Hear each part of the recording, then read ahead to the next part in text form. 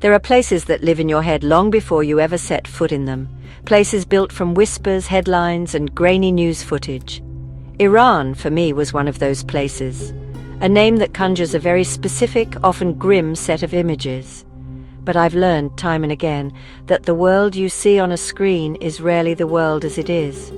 The real story, the one that matters, is always on the ground, in the faces of the people you meet, in the food they share, in the air you breathe. This journey is about peeling back those layers of misconception, one conversation, one meal, one ancient stone at a time. We're here to look past the politics, to sidestep the official narratives that both sides are so keen to push. We're here for the Iran of poets and artists, of bustling bazaars and quiet tea houses, of snow-capped mountains and vast silent deserts. It's a quest to find the human connection that transcends borders and headlines. We're going to get a little lost, eat some things we can't pronounce, and hopefully come away with a picture of this country that's a little more complicated, a little more beautiful, and a lot more real than the one we're sold. This is more than just a trip. It's an attempt to understand. If you believe, like I do, that the best way to shrink the world is to go out and see it for yourself, then stick around. Subscribe. Join me on this and other journeys to the places that are too often misunderstood. Let's see what we find together. Because the world is a big, beautiful, messed up place, and it's worth a closer look. You can't talk about Iran without talking about Persia. Here, history isn't confined to museums or dusty books. It's under your feet. In the ruins of Persepolis, you feel the weight of time. This was the heart of an empire, a beacon of civilization. The Greeks burned it down, but the stones remain, telling a story of ambition and decay. Walking through the gate of all nations, you hear whispers of forgotten languages. The reliefs on the walls are a frozen parade of history, a testament to a multicultural rule. In Isfahan, Naqsh Jahan Square is about beauty and faith. The blue-tiled mosques shimmer under the sun, their domes like turquoise heavens.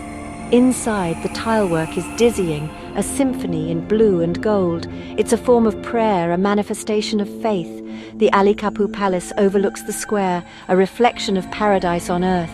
History isn't just in grand monuments, it's in Yazd's winding alleys and ingenious wind catchers.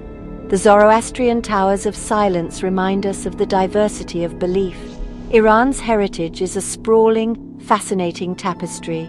It's a story written in stone and tile, in mud brick and gold leaf. And it's a story still being told every day by the people who call this land home. When you think of Iran, you probably think of desert. The Dasht-e-Kavir and Dasht-e-Lut are vast, formidable seas of sand and salt. Driving through them is a lesson in humility.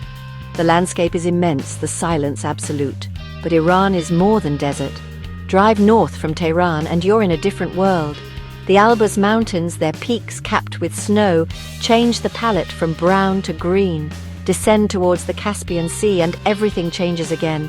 This is the Shamal, Iran's lush, subtropical north. Dense forests, rice paddies, and tea plantations create a verdant landscape. The people here are different, shaped by this unique environment. Iran isn't a monolith, it's a mosaic of climates and landscapes. Then there are the islands in the Persian Gulf. Keshem, with its Star Valley, is a geological freak show. The mangrove forests grow right out of the salt water. It's a testament to nature's resilience. From the salt flats to the cool forests, Iran's geography is a story of extremes. It's a country of breathtaking contrasts. This diversity has created a rich culture, a nation of adaptation. To travel through Iran is to be constantly surprised.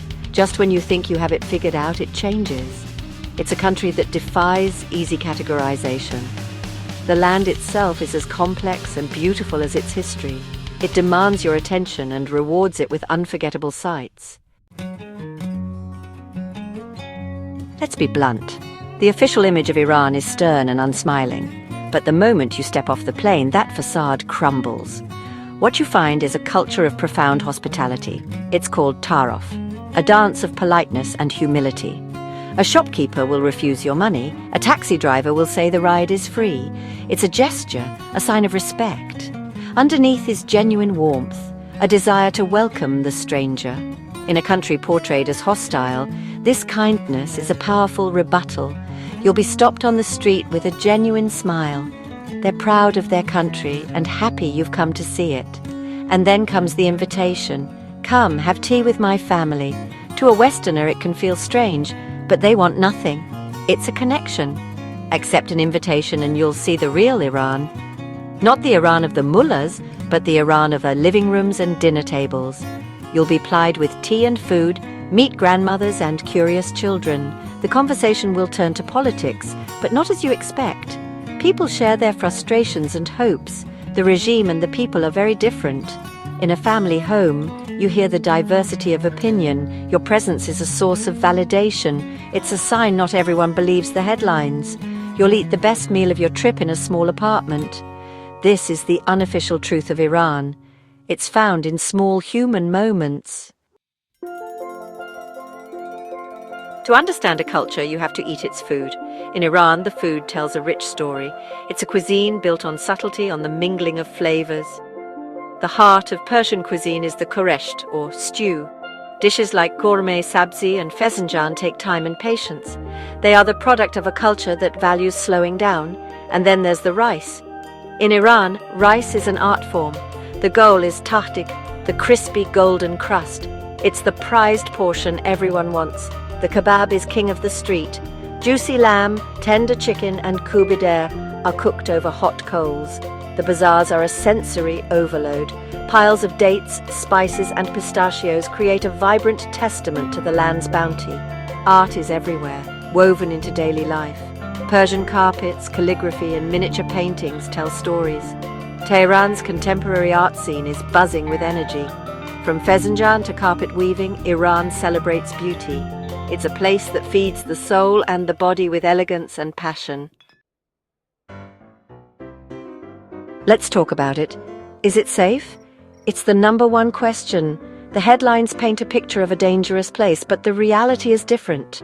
For the average traveler, Iran is one of the safest feeling countries. Street crime is rare. There's a social cohesion and respect for others. Of course, there are rules. The hijab is mandatory, alcohol is illegal. You're a guest and you respect local customs. The real dangers are not the ones you've been warned about. The biggest threat is the traffic. Tehran traffic is chaotic but functional. The government relationship with the West is complicated. For a typical tourist, the government's issues are not with you. You'll encounter curiosity, not hostility. Iranians understand the distinction between government and people. The restrictions are real but not the whole story. You see the official rules and how people live. Women push the boundaries of the hijab. Whispers of parties where rules are relaxed. So, is it safe? For the respectful traveler, yes. The real risk is to your preconceptions. Iran challenges easy narratives. It's a real, complex country full of wonderful people. The biggest misconception is that it's a place to be feared. The only thing to fear is never going. So, what do you do with a place like Iran? A place that's so much more than its headlines, so much richer than the political soundbites.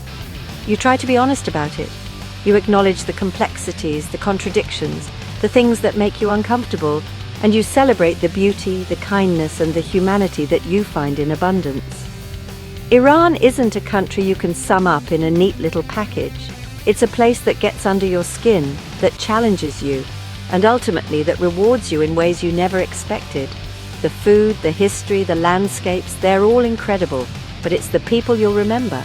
This is the kind of travel that matters, the kind that bridges divides instead of building them.